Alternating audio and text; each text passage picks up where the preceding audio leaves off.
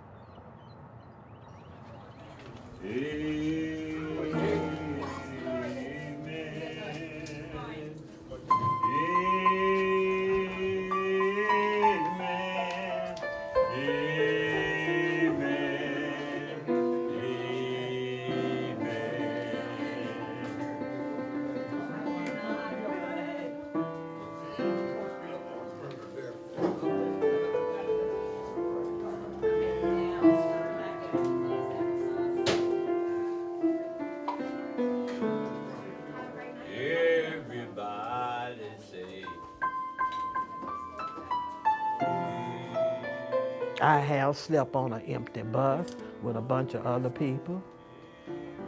I have laid on a stick crib with a bunch of other people on a nasty old mattress. I've done that too. A lot of times there were other homeless people and they would ask you, are you all right? You know, a bunch of them was in the same boat that I was in. And you can't judge a person because you don't know that person's story. You don't know what they're going through. You could be homeless on all kinds of things. Your house could catch on fire. You could lose your job or something like that. Drugs, house, man, all kinds of things. Everybody here for different reasons. It ain't only drugs. Everybody got their own story. But being homeless is a struggle though. Mentally, I'm good. I take my medications religiously. I'm going through a little pitfall in life right now. That's why I'm here. My mom passed in April. I had to come home and I had to do some things for my mom, and so once we put our house up for sale, that left me almost homeless. So instead of staying in Salisbury, which has nothing to offer, I came to Winston. I was clean 8 years one time, relapse. It's the crowd I keep going around. I had to think about that. Can't blame nobody but me. Can't blame nobody but me, but I like it better, the real me. Because on drugs, that don't even be me. I've been diagnosed with what they call PTSD. And it's a very, very severe case of it. And if I didn't have God and pray a lot, got to the point where I was so angry every day. And because of praying and because of the support systems, it's been easier. And you have a lot of people in here who have that. It might not be as severe cases and severe forms, but you have a lot of them that fight it every single day. I had a couple brothers that died, and I didn't know how to grieve. So I started drinking, and that what led to my homelessness. I have 2 sons. I have a grandchild. I've seen one of my sons, but I saw my grandchild about twice in the last 13 years. I've been homeless.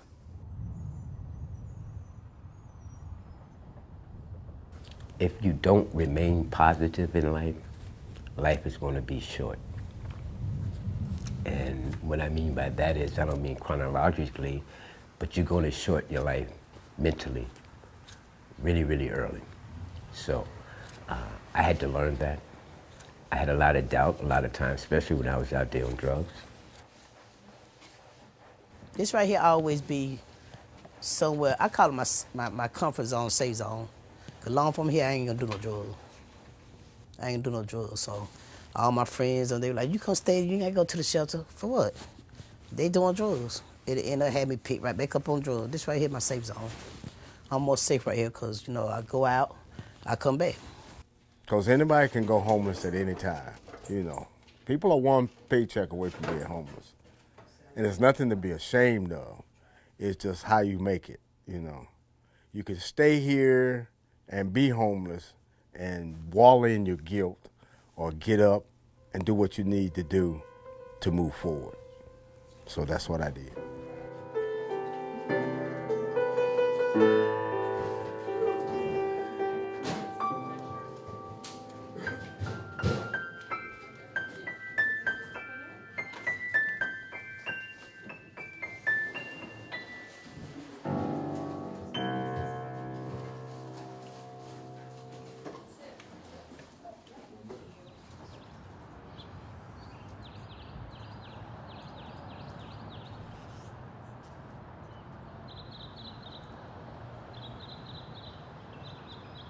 To be honest about it, I didn't want nobody to know that I was homeless and I was staying at a shelter. And looks can be deceiving because I was still carrying myself as though I had a place to live and going inside bathrooms, washing up, changing clothes. So, you know, it wasn't easy. But all the shame left, and I didn't care who knew. Is this your first time staying here at the Bethesda It's my Center? first time being without a home, yes. Okay. I just lost my daughter last year to murder. I'm sorry to hear that. What's your highest level of education? 12th grade. Did you graduate? Mm-hmm. Okay, great. High school diploma. I don't need to see these items. I just need to know, do you have them? Do you have a valid ID? Mm-hmm. Social security card? Mm-hmm. Birth certificate? I need to get that. Okay. I have no problem getting it. Do you currently receive any income? Mm-hmm. Do you have proof of that income? Mm-hmm. Okay. Are you a veteran? Yeah. Right before checking in to the Bethesda Center, where were you staying? I actually was at Hollow Hills because I tried to commit suicide from losing my daughter. But before then, I was staying with my sister. Her house caught fire. Okay, how long were you in Holly Hills? 2 months. And then before then, you said you were living with your sister? Mm-hmm. How long were you staying with your sister? Since I lost my daughter last February. First and foremost, our mission is to provide emergency service to folks who are in crisis and homelessness. That's the very first thing we do, and that's why we have, our day shelter and our night shelter for folks who are experiencing homelessness. So to tend to that emergency need, but it extends beyond that. So to provide emergency services, but also to work with our guests to ensure that we're creating an ability for them to become stable individuals into our society again, because that's the desire they have, and so we just want to support that desire for them. So that first first entry is the emergency services, but our case management staff, who are, I say, the lifeblood of the work that we do here, take them from being in their emergency situation to walking and navigating to how do we help them overcome the challenges that led to them coming to Bethesda Center and being homeless in the first place.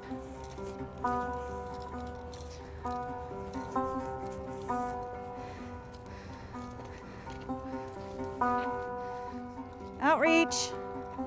So how long were you on the streets?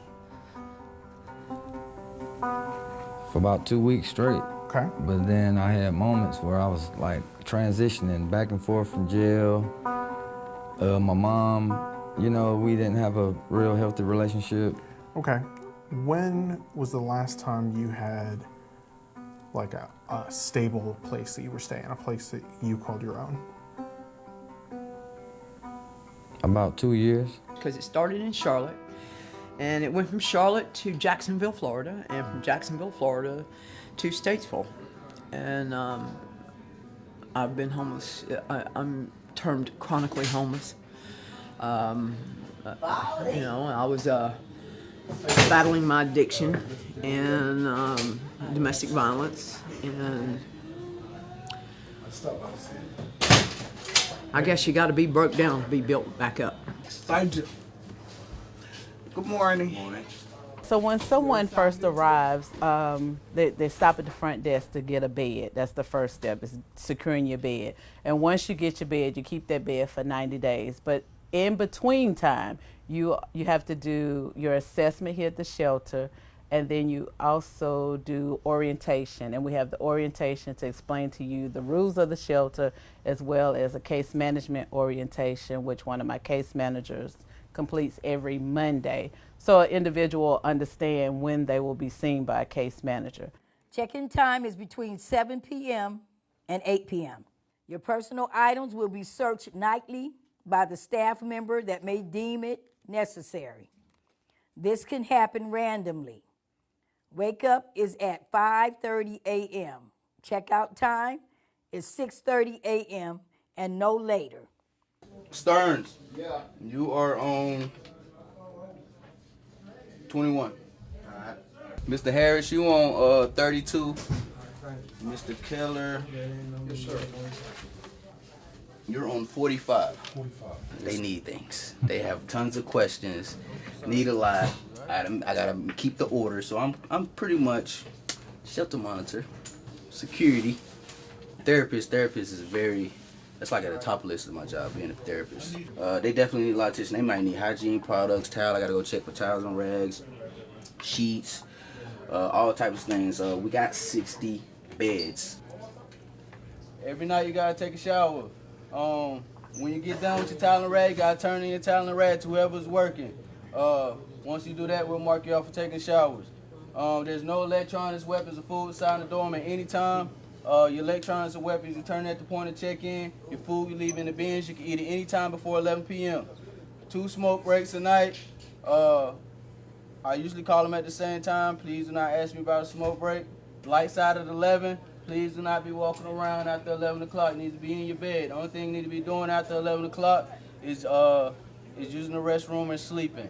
All right. Also, snoring. We cannot control snoring, guys. So if someone's snoring, you cannot go knock on their bed and tell them to stop snoring, because all they're going to do is go right back to sleep and snore again. Okay? And believe me, whoever snored last night, they may not snore tonight, and it may be you tonight. All right? So it's like a symphony in here. All right? Sometimes y'all switch it up. All right? Wake up call at 5:30. You got to be out by 6:30. Bed has to be made every day before you leave. You get to leave one bag on your bed every day, so you don't have to carry your stuff with y'all all day, every day, but it has to be in a black trash bag.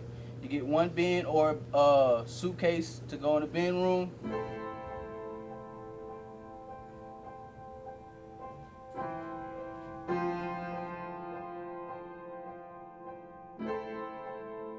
After guests have been here for 2 weeks, they go through a case management assessment. And that's when a case manager meets with the individual, get a little background history so we can figure out the next step, because we don't want anyone to stay here forever. We want everyone to be housed and stable. This is where we'll probably ask more questions in terms of where you guys have been in the last 3 years. We're trying to track your homelessness. So let's start with where you were living before you came here. How long has it been since you've lived permanently, since you lived in a stable home? How long is it? 1 month. 1 month.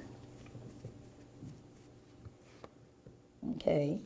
In the last 3 years, how many times have you been homeless? 1 time. 1 time. Okay. It was a godsend because I didn't immediately find Bethesda. I've never been in a homeless shelter before. This was my first try, and they've been great. If you do as what they offer, they will give you what you need. So you have to do the footwork. They are there for the backbone. So it sounds to me that your future plans are housing and to Get my your grandkids. grandchildren. They mean the world to me. What do you feel are your current issues or your barriers, the things that are keeping you from that? Probably, I guess, the places that I owe. I mean, but I'm pretty sure it's a way I can get, like, make payments to whoever, you know, and be able to get a place for me and my grandkids. Okay, that's what this here is for. So what'll happen next is we'll get together as a team and we'll go over the information that you've given us, and we'll start a plan for you. Okay. And to meet your goals of housing and getting your grandchildren back the best way we can. Okay. Okay, so because you have income, that is a big help. Okay. So I suggest that you save as much as possible. I am. That way, when it's time for you to move, security deposit and rent, utilities, or even down to paying your debts off, you'll have the money for those things. Okay. Okay? Do you have any savings? So pretty much all my issues are financial. Okay. So you have no savings? I don't. Okay, that's all right. No savings. You don't have a job? I'm trying to get one. Okay. So you're searching for a job also? I am right now, as I am.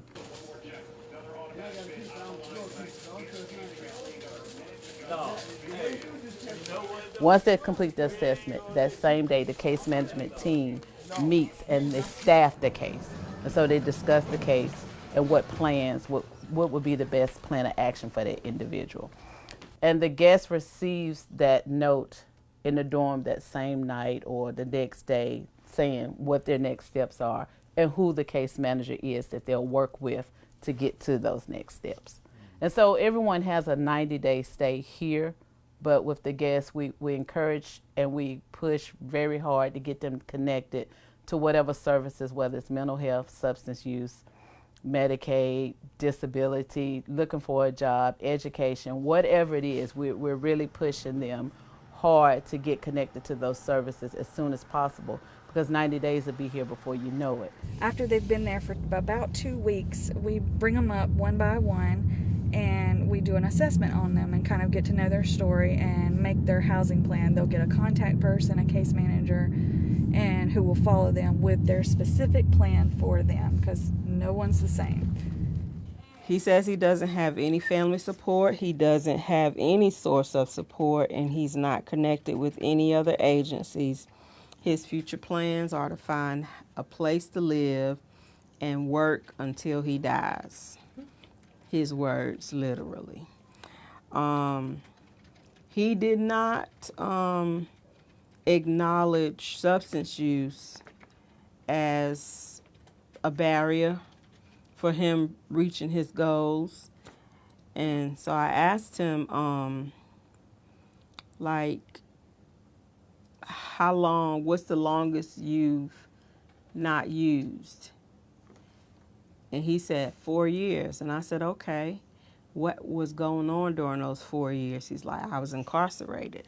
He didn't really, even though that's the only time that he's clean, he said he's been trying to stay clean since his birthday, February 9th. and it's not going so good. And once you get into that, you get a caseworker, like Shantae is my caseworker, and they work with you. But you have to, it's not just them doing the work, you also have to do that work, because if not, you're not going to do it. We've been here about 5 months, and they've been working constantly with us. And now we're that close to having our own, so it's been worth it. I mean, we've had our ups and downs, don't get me wrong. It's hard living with a lot of people that you have so many different personalities and so many, different ways of life. But you adjust. And now we're settled, we're there, and now it's just coming in at 8 o'clock, between 7 and 8 o'clock, checking in, going to sleep, getting up and redoing it all over again. I did cover my mouth. I'm like the only one in there that does cover my mouth. It's the matter of living amongst others. Yes. It's all them girls in And you got all these women in one area. there. Well, I was staying with a friend, but that friend didn't want me to stay with him no longer, so I got kicked out. I mean, I've been here since I was 9 because I got adopted. But I'm from Wilson, North Carolina. I'm 23. Young girl. Yeah, I'm still a baby. Yeah. I got two girls that are counting on me. I have to get them back. One's 8 months and one's going to be 4 in July. Bethesda acts as that bridge to hope for individuals who've experienced crisis. And so as much as we want the best for every one of our guests, we have to follow their lead often in terms of being able to support them as they move forward. Unless our guests own the plan and own the fact that there are things that they have to do to move forward, it doesn't work. At first, I was kind of harsh with this guest, like, come on, get it together. And I wasn't getting a response. And he was missing my appointments and everything. Finally, I said, how are you doing today? I became calm and more patient. And then that's when they began to work with me. But if you got to learn their language. Come and think of it, I didn't really know where this place was, but I woke up, I think it's on a Monday, and I said, I'm going to Winston. I was on drugs real bad, and I came here, left my town to get help away from the people that I used to get high with and stuff like that right there. So, and come here, so I've been over 60 days clean now. They gave me this whole bunch of papers, like resource papers, where to go and seek help and stuff like that right there. And I went to a lot of places and I'm getting some good help.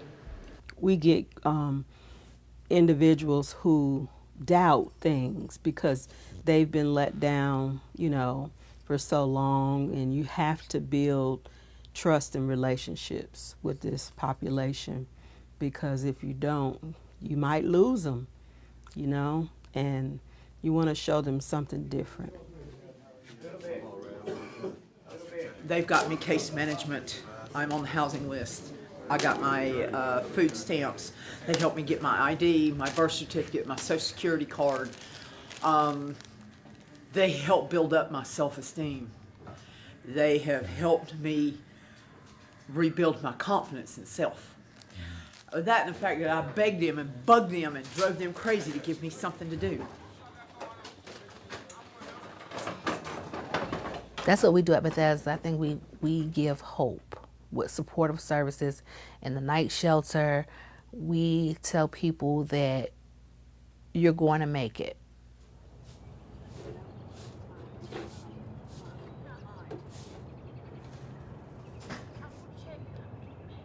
Just because I'm here does not mean I have to stay here.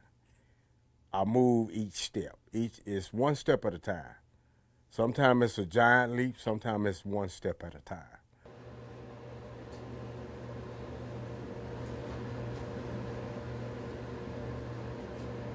I know things about ready to happen. And I'm just going to just sit down in the chair and just hold my peace pray to God, go to church every Sunday, and look for the best.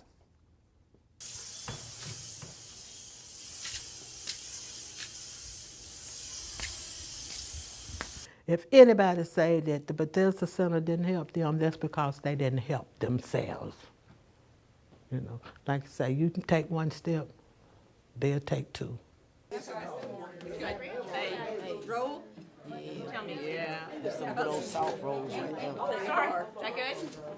Oh, do you? Okay, you tell me then. Thank you. Yeah, I've been here about 3 times though. It'd always be, you know, relapsing, losing my place and stuff like that. So this the last time. Oh, this my bed. We allowed to have one black bed and one duffel bed in our bed, which, you know, we females, we violate. Mr. Nate gave me this teddy bear right here. My little ladybug teddy bear. He gave me that right there. I love stuffed animals.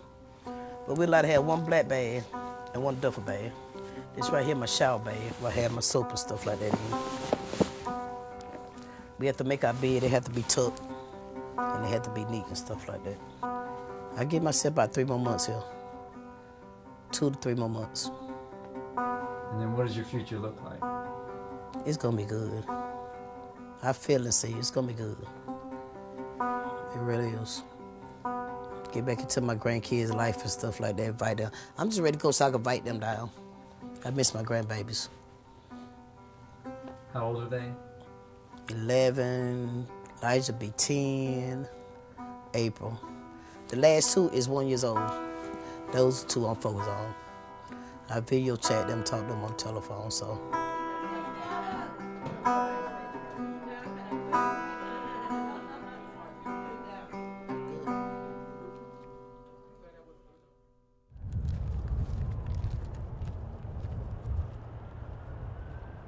Right now we are on Trade Street and we're actually going to park in the WBFJ Christian radio station parking lot, and we are going to walk down the railroad tracks where we have found 2 separate campsites. I have heard before, I've heard people say, oh, they just want to be homeless. 90% of the individuals, our guests that walk through the doors, they have mental illness or substance use, and some of them have a combination. And we have a lot of individuals that come through the doors that are aging out of foster care. Or we have a lady that's taking care of mom all her life, and she doesn't know how to take care of herself. People don't understand, it's not that people want to be homeless, people don't know how to survive. And we're here to help them survive and take those next steps.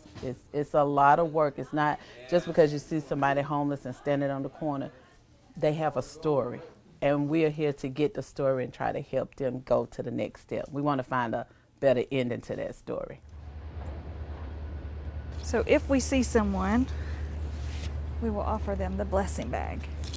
A bag of food, a hat, a scarf, gloves, a blanket, a bag of hygiene items, water, deodorant. Outreach, is anyone down here? So this is kind of like a neighborhood that they've made. I think there are 2 individuals that live in this one. The tent over there was their storage unit, and then that looks like a new neighbor that they may have. And what we do sometimes is we'll go through like the piles of trash that they have, and you can find prescription bottles or medical where they've been to the hospital and they've been released, and that's how we can kind of identify who's in what area.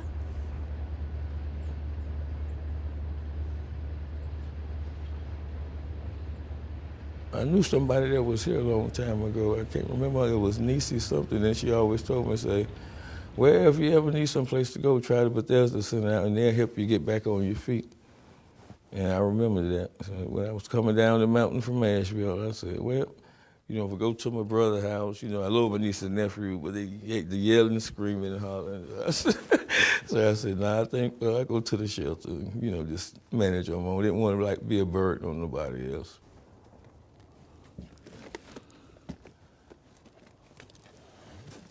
Okay. Paper towels are yours, right? Bowls, well, them bowls. Okay. One more Vienna in there. Yeah. When my mother passed, I was dating this, well, we was friends for a long time. Then we started dating, then she became verbal, abusive, you know, stuff like that. And I just was going through too much for my mother to be hearing somebody yell at me. So I just told her I was leaving and going to the shelter. And that's when I met Mr. Nate. You know, I showed up with a fur coat on and short pants in the winter time, but he let me in and we talked and I told him about it and stuff. Then I talked to Miss Carrie and all of them, and they said they would help me, you know, because I was going, they say it's abuse. I don't really see yelling, but it was, and, you know, I just decided, I said, I better get my own place, you know, instead of somebody wait till it gets snowy and put you out, you know, in the middle of the rain. So I stayed here for like about 6-7 months. I could have went up to a place earlier, but, you know, I wanted to get something closer so I could be to my mother's headstones and stuff. So I waited a little while before I left because I wanted to actually be there so I just walk in distance from and everything. And I just go down there, put flowers on her grave. My grandmother, everyone's buried down here at Evergreen Cemetery. So, and then I say, that's something I can do too, you know, just because when they was alive, they did it. So I said, I just go put, you know, stuff on the graves and just keep it cleaned up and stuff like that. So at first, I was just depressed all the time with losing my mother, you know, then I was just down and out till I got here. Then Nate, you know, he told me about program Daymark. They have like grief therapy. So, you know, so that helped out a lot too. This was my bed right here. It was made up a lot better than that, but I mean, You kept it neater? Oh, yes, sir. Yes, sir. It all did. But then some of them be waking up late and they be a rush to get out of here. So they just, you know, piece it together. But it's decent enough. And I always got up around 4:30 in the morning and start cleaning, you know, go upstairs and do that. And like I said, they basically know I'm cleaning, so, you know, they know what I'm doing. I get up and just try to have the place smelling good for everybody else to get up. They get up at 5:30. Then at 7, they check into the TV day room. But yes, it's basically getting, they don't have rules. You got to keep your bed made and neat and stuff like that. And some new guys that don't know it, I'll make the bed for them and just let them know, you know, this is how it's supposed to go. When he first got here, he was staring off a little bit to the left, and we sat down and had a good talk with him, and he listened, and it worked out good for him because, yeah, he probably wouldn't be in his place if he didn't, like, change some of the things that he was doing. And Miss Dolores is a great person. She helped me out a lot also. How did she help you? Anything with knowledge, you know what I mean? It's just enlightenment, keep me out of trouble.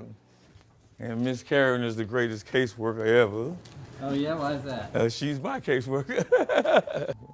And this is the snacks for the emergency funds in case of snow or bad weather. Churches can't bring nothing, so Miss Karen them looks out for everybody. Well, I got my apartment September the 30th. But I always wanted to come back up here and just help, you know, clean up, do some work, whatever it needs to be done.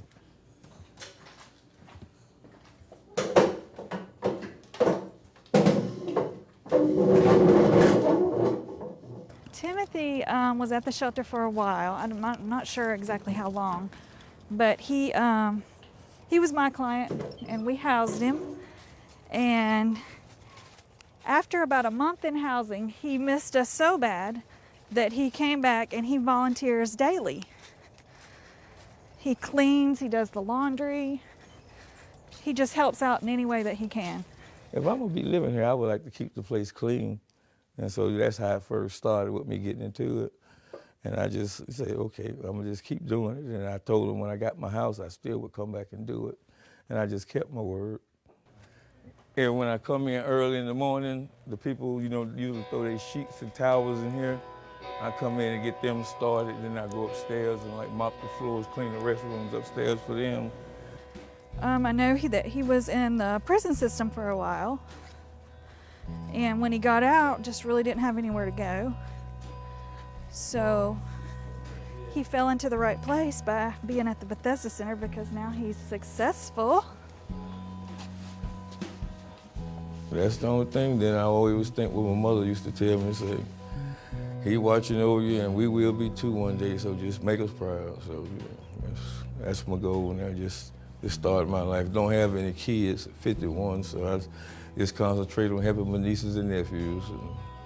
Because they say you'll get over it, but no, she's gonna always be with me, because this is her, this was one of her rings here. This is my father's ring, and my mother bought me that one. So I always know I keep that with me, so they know they're around. But yeah, I miss them a lot. Hopefully my prayer is that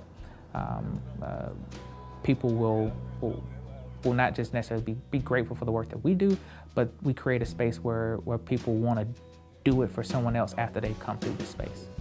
So once they've gone in and they've benefited from it, that we're creating this cycle of, folks at Bethesda were there for me, and I have to make sure I'm there for somebody else the next time I have the opportunity to do it.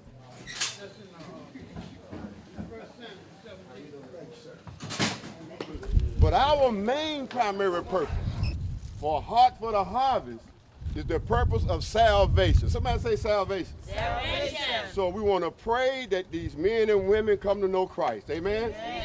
When you give them food, give them love. Amen. Now, it's a bad thing if we come to a place like this and they live in an environment like this and they seem to be more happy than we are. Amen. From our church, from United Methodist Church, we are serving the homeless people, the people that's down on the luck. And this is my third year doing it, and I really enjoy it because years ago I was homeless myself. So yeah, I was living in Baltimore and living on the streets for about three years. So it's really a blessing to give back. Anybody got the joy of the Lord in here right now? Yes. I want to share with you about the weather. I heard some people say they cold, the wind is blowing. But I want to praise God because I prayed that God would give us a shiny, bright day. Amen. And I like to tell people who are in outreach ministry the uncomfortableness that you feel right now. You're going to be able to go back home to your home shelters with fireplaces. But when you go in your warmth, some people are still going to be out here in the cold. Can you sacrifice 1 hour in the cold for somebody that's got to live out here 24 hours? I don't want to hear you complaining about the cold. Can you say amen? I've done drugs for about 25 years or longer. Like I said, I'm blessed to be here. My heart should have been blowed up a long time ago, but by the grace of God, I'm still here. Let me share this with you before I finish. We've been doing this for 20 years. And I can contest to the fact that God will reward you. I know you had a fight to get here this morning. I know you had a fight. Because this is a different type of ministry. Say amen. When were you a resident here? About 2012. You got to use this place as a place for you to meditate and get yourself together, not make it your home. If you make it your home, you're going to never leave this place. That's what so many homeless people get crossed up. They get comfortable. They want to stay. So when we pass out this food, we're going to pass out the love of God. How many of you love Jesus out here today? How many of you know that God is able to take a life and change it for the glory of God? People who are in this type of situation don't care how much you know until they know how much you care. Now I look forward to this every year to give back. I feel like if I can help somebody, it's a blessing to me. Because I'm blessed now, I got clothes on my back, shoes on my feet, place to stay, with my mother and everything, but it's still a blessing. Say amen. Amen. So we're going to have a worship time. We're going to have praise and worship. You go back to setting up and let the joy of the Lord be your inspiration today. No complaining. Can you say amen? Amen. Give God the glory because somebody got to live out here 24/7. Okay. You want that? Yes. Would you like green beans? Would you put some? Would you like some cranberry? Hey, how you doing? Everybody has the innate desire to belong, to succeed, to be a part of something bigger than themselves in some way, because we're recyclable. We can be used and remade and recreated and redefined. There's a lot of people in this world that's godly, but it's also a lot of people in this world that's selfish. All right? And they look at being homeless as a disease to the community.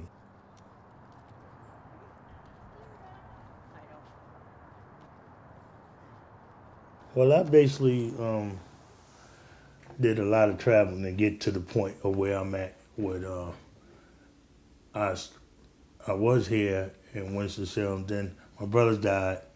I wound up being homeless, and I've been homeless for 2.5 years before Bethesda got me this apartment. Basically, my wife, by us meeting in the shelter, we went through our little things, getting to know each other. When they became a couple, I thought it was the cutest thing. I mean, we see these relationships evolve, but with Caesar and Melissa, theirs was different. You know, it was absolutely evident that it was something about her that pulled him in, and they've been a hit ever since. When you're homeless, it's survival. Some women like to fight over toilet paper, food, hygiene. I've been through that path for a long time than anybody else. I know what the streets are. The streets are nasty. They're dirty. I slept out in the street, I think, twice in my whole life of being homeless. All right? And that's not smart. All right? Even if it is hot, that's not smart. Because it's in fact, anything could happen to you. All right? You're in the safety of the shelter, all right, and live by their rules. They're going to get you to where you want to be at. Caesar and Melissa started out with barely anything. I remember Melissa didn't even have an ID, and it was hard trying to get her ID. Caesar had spent many years in jail, a lot of deaths had happened. The people, I don't do people well. That's why where I live here, I don't have nobody come here, nobody talk. I did enough of prison time around a lot of guys, so I don't like that kind of company. I don't like that kind of people. And when I have to go to appointments, I sit far away where people ain't around me. The shelter was like that too. But see, I was a volunteer in the shelter, so I had more movement access to get around, get away from people. I was a volunteer too, but I was a head volunteer because I usually take my me time too when I clean, because it helps me think and build up and relax my mind. And working with them, I saw blessings. And I'm not just talking about any ordinary blessings. I'm talking about in the midst of all this chaos, they found love. And I mean genuine love, to the type where he says he lets the mango sit on top of the refrigerator so it can soften so she can eat it. That type of love, you know? And I'm like, wow. And they gained income. They have become self-sufficient from nowhere, from a lot of heartache and pain. I just seen that. They shocked me. I think that's why we got connected with each other, because we both have mental problems, and we understand each other.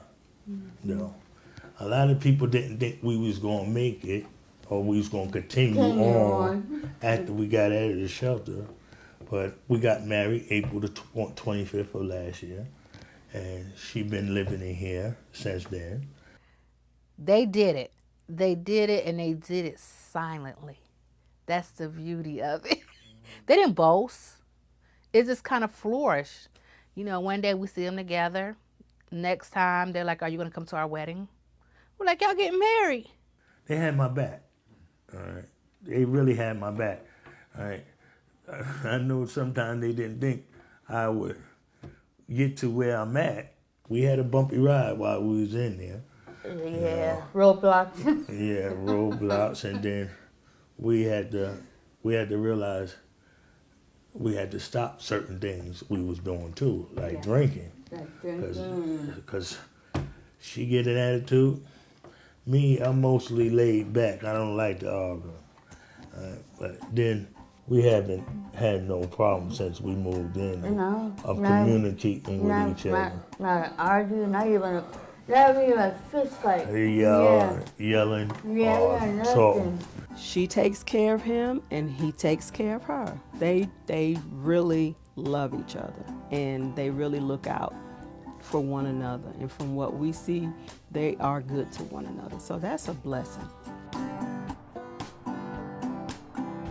This is the first time in my whole life I ever had an apartment in my name. And me being the age I'm in, now I'm 50 years old, I realized when I walked through the door, when the person gave me the key to the door, that's a shock in its own for me, because I never had a key of my own to the door of my own apartment, my name on a lease. When they sign their lease and they're dangling those keys, that is the best high in the world, because you have assisted someone in helping themselves to gain one of their goals. This past fiscal year, we have housed 126 individuals. And what we do is when we get someone into housing, we stay with them. We don't just say, "Hey, here's your key, go on." We still provide case management services. So we'll go out and we'll visit once a month. We'll make phone calls. We'll check in. We'll help them with groceries, furniture when they first move in, move out kits, Goodwill gift cards. They come here and get food, you know, just anything that they need. But we'll stay with them 6 months or longer if needed. That way they can be successful and remain stably housed. And we don't mind doing it because we don't want them to come back in here. Yeah. And we'll help them with financial resources. Sometimes we'll pay someone's rent or, you know, help them with utilities. And how long have you been rehoused in your new place? I just moved in last Monday. Oh wow! And how long were you without housing? Right at 10 months. And had Bethesda been helping you the whole time? Or Yeah, I stayed at the shelter the whole time. Yeah. It's stressful being in there around all the people and everything, but now that I'm got my own place, it's nice and peaceful. I could sort of see the moment that we got into the unit, sort of see his mind worrying with where he wants to put things and how he wants the place to look, not knowing necessarily what kind of furniture he's going to have or what's going to be available to him, but I could already sort of see him mentally designing a little bit. The furniture comes from a nonprofit charity in Greensboro called the Barnabas Network that we partner with, and we go once every other week. The client gets to look through the couches, you know, of the 3 or 4 that are on display. Just pick one and say, you know, I'd like that one, and then they move on to, you know, chairs, a dresser. There's one to each household, beds, things like that, and they just sort of get to pick out based on availability. He was there just in time to rescue me. I remember when I was lost in sin and sorrow. I was lost and I could not find my way. Oh, thank you, Lord. I was lost in a world of sin, but Jesus came and he snatched me in. And he was there just in time to rescue me. Let me ask you, have you ever lost a friend and some loved one? Someone you love so close and dear to you. Have you suffered a broken home and seemed like all you had was gone? But he was there just in time to rescue me. He was there just in time to rescue me. Jesus came to my aid and brought me in to his gate. He was there just in time to rescue me. That was from your heart. That was from your heart. I can see it in your eyes. Just in your eyes. That was beautiful. That was beautiful. That was beautiful. And then to see them housed for extended periods of time, that's even more awesome, because just because they leave us and they're housed doesn't mean that we're not connected to them. They come back to visit, to show us that they've bought a car, to show us that they finally got their disability benefits. Once you have a house of your own, there's nothing more satisfying and more gratifying than having something of your own that you've worked so hard to get. And because once you're in that, that's all I'm looking forward to. It's just being able to say, this is what I worked for. I couldn't even describe, I wouldn't be able to describe the feeling I had. I cried. I cried so much that day when they brought me here. And it was just like, just to step over that threshold and step into the house itself. Even though we didn't have anything to begin with, it was just the most amazing, incredible feeling I've ever had in my life. I'm a clean freak. I was just telling you, I just got cleaning right before you all came. I mean, I went from top to bottom on hands and knees and doing floors and everything. So I'm a very, very OCD person. I want to open my own restaurant. I'm not gonna lie, I'm a chef by trade. That's my big thing. Or own a food truck. That's even more. I love it. And that's where when I do that, that's where all my positivity comes. I could sit in the kitchen for hours. I could sit in there and sleep in there if I could. It's my stronghold. When I cook like I'm cooking just for you. And that the love that I have to cook. It's not just a hobby to me, it's a passion. And that's where I built one. And that's why I went to school and finished it and got my degree and everything else for it. But it was almost taken away from me because I was in a car accident back in 2014, and it broke my neck in 6 places.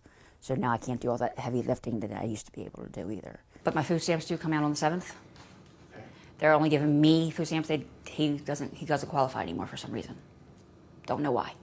Have you reapplied Yes. since you lost his job? Yes, that's when I applied. And they say he does not qualify anymore for them. Weird. Yeah, so I'm not going to fight it. I'll just keep the 194. I can make it on that. I'll do what I have to do. I'm an enclosed person. The only time I go out is if I have to go to the grocery store. That's it. Or if I want to take a walk just to get some fresh air. Besides that, I'm here. And I'm content. As long as I have a book to read, I'm good to go. I go to the library Every 2 weeks, I'll go to the library, change my books out, and I'm good to go. If something comes up and you need something, borrow someone's phone. I have one I can borrow. Hire a carrier pigeon, something. Find a way to get in touch with me if you need. Okay. Until then, I'll do weekly check-ins. Okay. Like I said, it's a feeling of accomplishment because it's been so much negativity in my life. Like I explained to you back in October. So to get this and to keep this and to fight for everything that I have now, it's a really, really important thing in my life now. It's mine. Nobody can take it from me. I'm coming back in about a week. I'm going to keep coming back, just keep checking on things. That's how I am. All right, then. They seem to be doing a whole lot for me over here. You know, just I'm getting the attention that I never had as a kid. You know, and I guess that's what it's all about, getting attention. These people actually have their own lives, and they leave their home life at home. And when they get here, it's about you. It's about how they're going to help you and how they get to get you into that housing as best as they can. So it's like they live double lives. And the more they're here, the more you see how they're having struggles too, but they don't take it out on you. Can we stop just a second? Because I'm fixing to give you some information, okay? Okay. Now, I'm a recovering addict. Okay. Okay? So now, I can give you that information if you want to. I have no problem sharing. No, of course. Okay, Yeah, so then let's start. We can start over then if you want to. Yeah, I'm still rolling. Okay.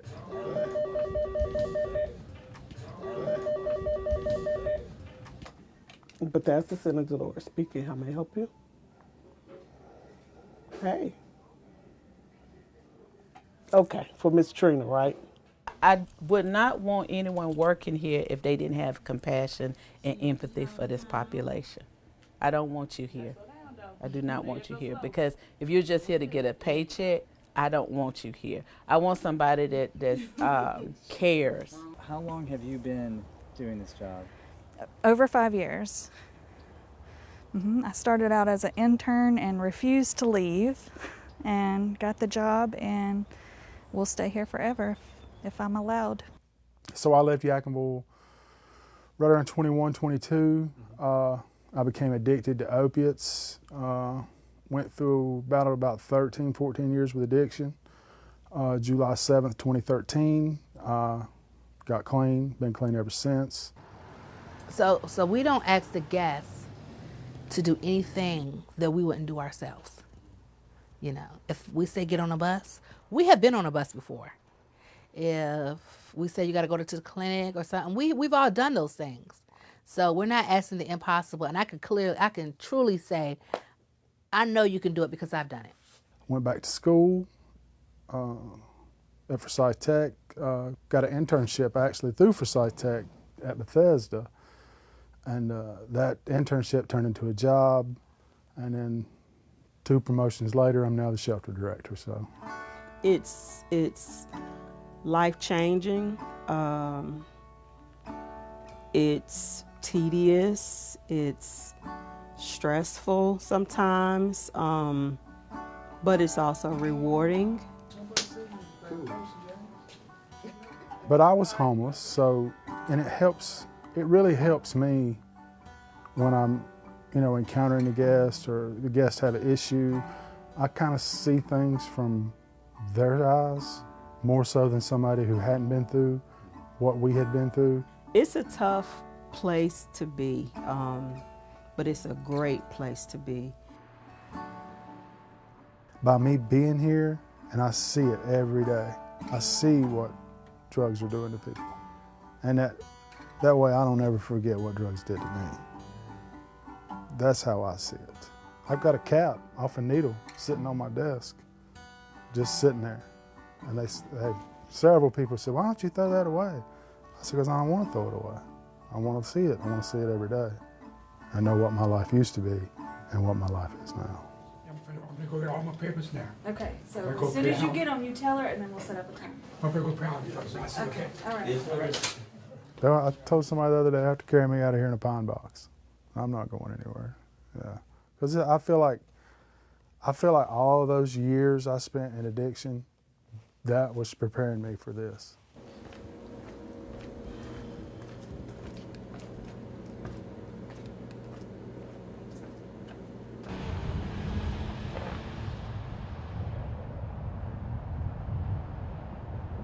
The downside sometimes is that every day I am working with different people problems.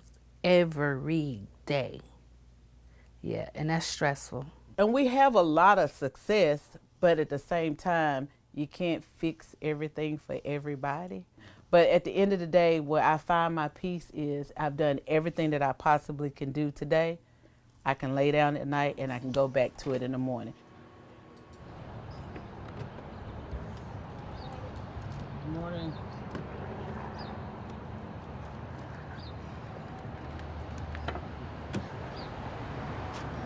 Well, on my ride home, I listen to nothing, just pure silence. On my ride to work, nothing but pure silence. I don't turn on the radio, I don't do anything. I just clear my mind before I get here and when I leave, basically.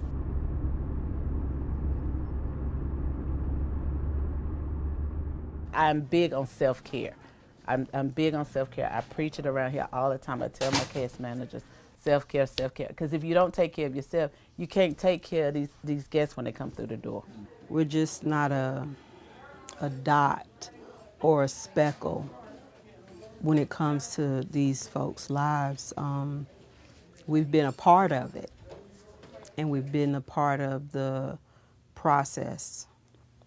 And so when we hear or when we learn we lost someone or they lost someone that's significant in their lives, it's tough. That's one of the lows. Do you have the picture of Dale? I think I do. Okay, I'm gonna come get it. So this is a folder that we keep, oh, that's a good one too. All of the clients who have passed. We had an individual who received a cancer diagnosis when he was here. We were this close to having him move in, but his condition worsened and he went to the hospital and he never came back out. He didn't have any children. Well, he did, but they wanted nothing to do with him. So we took on the responsibility of his cremation, his services. I would like to think of our guests as sometimes the forgotten. The ones that family members said, no more, I don't have time for this. You've burnt your bridges. You know, I hate that terminology because we all need that bridge again at some point in life. You know, nobody can do it alone. We have the remains of a client that passed away September 15th, 2016. His family didn't claim his body, so Bethesda Center paid to have him cremated, and I was really close to him, so I kept his ashes. He became one of the best volunteers here, and I took him to go see the apartment that he was supposed to be getting, and then within the same week that I took him to go see the apartment, he got diagnosed with cancer, and it was very aggressive, and he ended up in hospice. And Rochelle Smith and I visited him daily, sometimes twice a day, and I was with him when he took his last breath. I was holding his hand, telling him that it was okay, because he was struggling with just letting go and just being at peace. I've lost a lot of clients over the last 5 years, and some of it's been drug use and some of it's been suicide, but this one I think touched my heart the most, just being there in the moment. We go all the way, you know, to ensure that, you know, they're not alone in things that they shouldn't be alone in, and to let them know that we care, we love you, you know, just rest, you know, we're there. I got a lot of hurting on my body, physically and mentally, and that I was on crack cocaine, and it took me down to, I weighed 98 pounds when I went in rehab, and I hit my rock bottom because I took something from somebody that didn't belong to me, and they did what they had to do to me. This is a gentleman who had crippling anxiety, and he got to a place where he was ugly to me, to us. Yeah, because he didn't feel like, don't bother me. You know, I'm gonna be homeless again. You know, da da da da da. But I kept going back. I kept going back. I said, you don't have to be. I was born and raised in Brooklyn, New York. I'm one of 5 siblings, and I moved down here in '91. Well, I was off and on, homeless in the street in Burlington, because I wasn't welcome at my mom's anymore. When I went into a lot of these places, I got so used to it that I came accustomed to that lifestyle that I didn't want to leave. And that could be detrimental to a lot of people. Yes. We give you thanks that these men's going to have a warm place to sleep tonight, a place where they can feel safe, and a place where they can wake in the morning ready to go out and serve you. I was using the system just to have somewhere to go. He was Santa Claus because his beard was so long and he wouldn't shave his hair. Trina could tell you I didn't want to leave that. I stayed in that TV room until it was time to go line up to go in the night shelter. Never went nowhere. You couldn't even get, I got wet before. I had a fall, I still do in a sense, with the rain. I don't like going out in the rain. But I'm trying to overcome it. I got him to the place where he was going to the doctor by himself. He hadn't had a physical in I don't know how long, but he actually agreed and went to get a physical. I had broke my hip. That's why I got the walker there and running in the rain. And so I was down for a while. And then one day I was sitting in the day room at Bethesda, and this young lady comes out of nowhere and said, "Are you ready?" I said, "Ready for what?" She said, "Are you ready to move?" And then they got me this place here. And how long have you lived here now? I think 3 years. 3 years. Today, wow, you wouldn't even recognize him. Today he's exceptional. It's my girl right here. He still doesn't like the rain, but he's living life. Every so often I think back on things that people say to me or said to me, and I'll tell people not to give up, to keep on striving, you know, because it can always get better.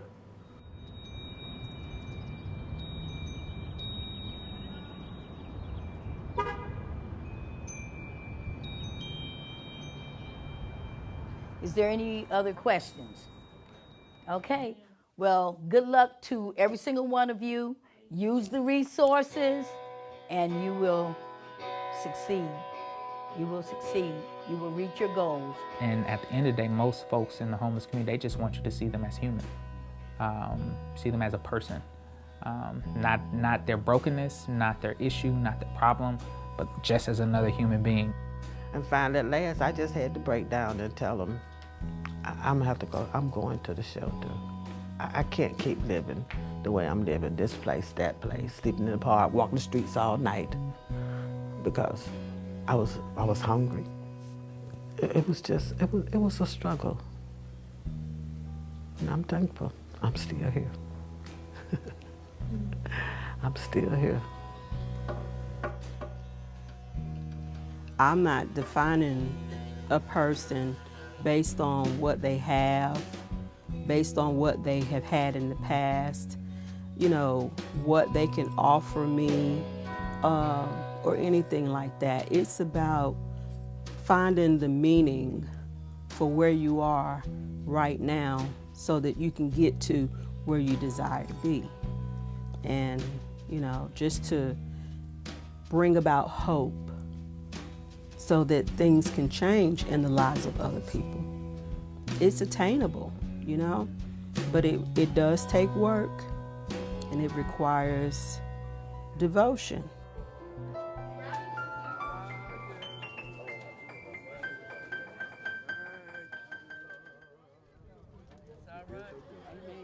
You've been so good. You've been so good. You've been so good. I just want to thank you, Lord. You gave me love. Amen. You gave me love. You gave me love. I just want to thank you, Lord. Thank you, Lord. Thank you, Lord. Wow, wow, wow. I hope you are touched as I am by this documentary that really begins to tell a story, and hope it humanizes the story of so many individuals in our community. You just saw a few names and a few stories of folks who are homeless in our community. My prayer is that we humanize each other and see one another more, and not necessarily our conditions. We need your help and your support. So in your own way, if you're able to make a donation to the Bethesda Center to help us to continue our mission, we ask you to make an investment in the lives of individuals that you saw as we continue to work with them to move them from homelessness to hope. You can purchase a t-shirt. Also, links are found here on our Facebook page. But please join us in our mission as we attempt to move folks from homelessness to hope at Bethesda Center. Thank you. Be blessed. Sleep out. Share your stories.